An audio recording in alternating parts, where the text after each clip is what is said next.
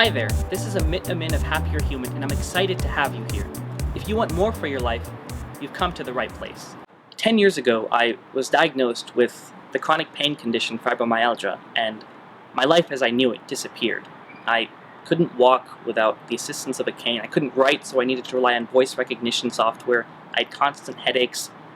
Most of the food I ate sent me straight to the bathroom, so I was the skinniest kid in town. I was lighter than most of the people my age, even the girls. Of course, my family wanted to help, and so they spent tens of thousands of dollars on getting me access to the best doctors. But it didn't make a difference.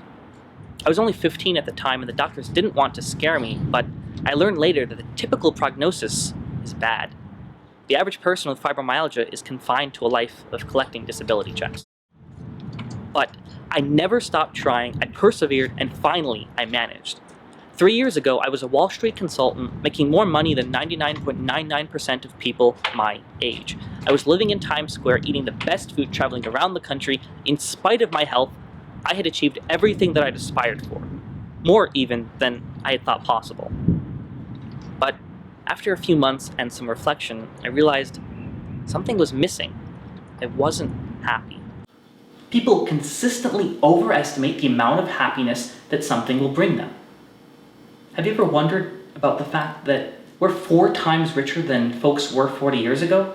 We have the internet, fast cars, amazing TV shows and movies, so many things that they didn't have back then, and yet the average person now reports being just 7% happier.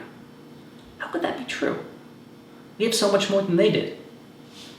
We have this assumption in our minds that the strength of our desire for something is associated with the amount of happiness we'll get if we actually acquire it.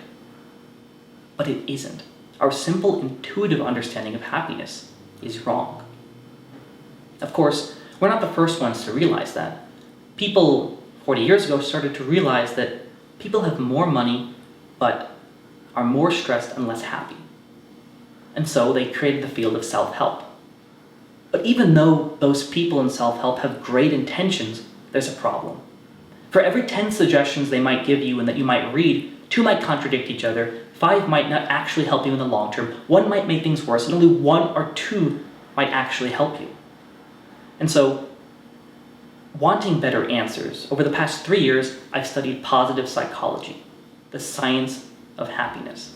We've looked at the happiest, most productive, most creative people and tried to figure out what makes them different.